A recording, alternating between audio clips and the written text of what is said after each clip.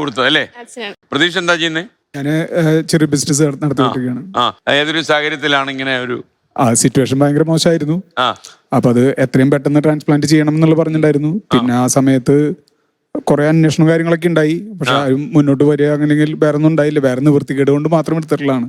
അങ്ങനെ ഒരു സാഹചര്യം വന്നതാണ്. അല്ലാതെ മോള് തന്നെ പ്രിഫർ ചെയ്യാൻ കാര്യം അല്ല, മോള് തന്നെ മുന്നോട്ട് വന്നതാണ്. ഞാനായിട്ട് പ്രിഫർ ചെയ്തല്ല. എനിക്ക് അതിനുള്ള ആരോഗ്യസ്ഥിതിയും കാര്യങ്ങളൊന്നും ഉണ്ടായിരുന്നില്ല. അപ്പം എത്രയും പെട്ടെന്ന്. എത്ര വയസ്സുണ്ടായിരുന്നു? അന്ന് 17 വയസ്സ്. മോള് തന്നെ കൊടുക്കാം തീരുമാനിക്കാൻ കാര്യം. നിങ്ങൾക്ക് അതിനെ കുറിച്ചൊക്കെ ഉള്ള അവയർനെസ് ഉണ്ടായിരുന്നു? യാതൊരു അറിവും ഉണ്ടായിരുന്നില്ല സത്യം പറഞ്ഞ. ഇങ്ങനെ ഒരു ഓർഗൻ ഡൊണേഷൻ നടക്കുന്നുണ്ട് എന്നുള്ള ഒരു അറിവല്ലാതെ ഇത് ചെയ്ത ഒരാളെ പരിചയം ഒന്നും ഉണ്ടായിരുന്നില്ല. പക്ഷെ ഇങ്ങനെ ഒരു അസുഖം വന്നപ്പോ ഡോക്ടർ ഞങ്ങൾക്ക് ആദ്യം തന്നത് 1 മാസമാണ്. 1 മാസത്തില് ഡോണറെ കണ്ടുപിടിച്ച് സർജറി ചെയ്തില്ലെങ്കിൽ ചിലപ്പോ ആളെ തിരിച്ചു കിട്ടില്ല പറഞ്ഞു ഞങ്ങളോട്. അപ്പൊ ആ ഒരു സാഹചര്യത്തില് അന്വേഷിച്ചു കുറെ. അപ്പൊ ആദ്യം റിലേറ്റീവ്സ് ഒരാൾ വന്നിരുന്നു. പക്ഷെ ആള് ചോദിച്ചിരുന്ന ഡിമാൻഡ്സ് ഒന്നും ഞങ്ങൾക്ക് അംഗീകരിക്കാൻ പറ്റുന്നതായിരുന്നില്ല. അപ്പൊ പിന്നെ എൻ്റെ ഒരു റിലേറ്റീവിനോടാണ് ഞങ്ങൾ ഇതിന് ആദ്യം അഭിപ്രായം ചോദിച്ചത് റിപ്പോർട്ട് വെച്ചിട്ട്. ആന്റി നേഴ്സ് ആയിരുന്നു.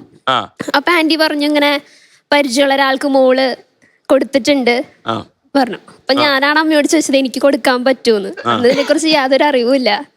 പക്ഷെ ഡോക്ടറെ അടുത്ത് ചെന്നപ്പോ അമ്മ ഡോക്ടറോട് ചോദിച്ചു മോൾക്ക് പറ്റുമോ. അമ്മ എന്താ ചെയ്യുന്നത്? അമ്മ ഹൗസ് വൈഫാണ്. അമ്മ ഞെട്ടിയോ മോള് ഇത് പറഞ്ഞപ്പോ? അല്ല, രക്ഷപ്പെടുത്താൻ വേണ്ടി മോള് തന്നെ ഇറങ്ങുന്നു.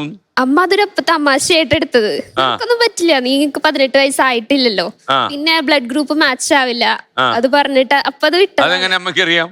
അല്ല, അച്ഛന്റെ ബി നെഗറ്റീവ് ആണ് ബ്ലഡ് ഗ്രൂപ്പ്, എന്റെ ഓ പോസിറ്റീവാ.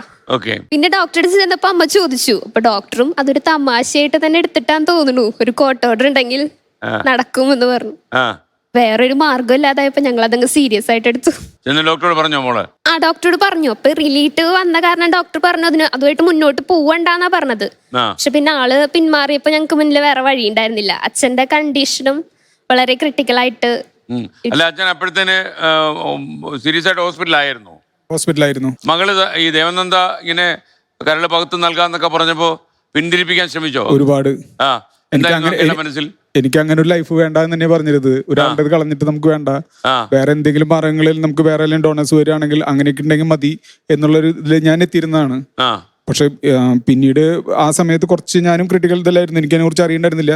പിന്നീട് ഇത് കോടതിയിൽ നിന്ന് ഇത് അപ്രൂവ് ആയി എന്നുള്ള ഒരു ഇത് വന്നപ്പോഴാണ് ഞാൻ ഇത് ഇത്രയും കാര്യങ്ങൾ മുന്നോട്ട് പോയി എന്നുള്ള അറിഞ്ഞിട്ടുണ്ടായിരുന്നത്. പിന്നെ ലിഫോഗിന്റെ പ്രവർത്തകർക്ക് നമ്മളൊന്ന് കാണണ്ടായിരുന്നു. ഇതുകൊണ്ട് വേറെ പ്രശ്നങ്ങളൊന്നും ഇല്ല, ഡോണർക്കും പ്രശ്നം ഉണ്ടാവില്ല, റിസീവ് ചെയ്താലും ഞങ്ങളും ഇത്രയും കാലങ്ങളായിട്ട് ജീവിക്കണില്ലേ. അപ്പൊ അങ്ങനെ ഒരു എൻകറേജ് കിട്ടിയപ്പോഴാണ് ഞാൻ അതിനോട് പിന്നീട് പൊരുത്തപ്പെടാൻ തോന്നി. എനിക്ക് പേടിയുണ്ടായിരുന്നില്ല, പക്ഷെ അച്ഛന് പേടിയായിരുന്നു.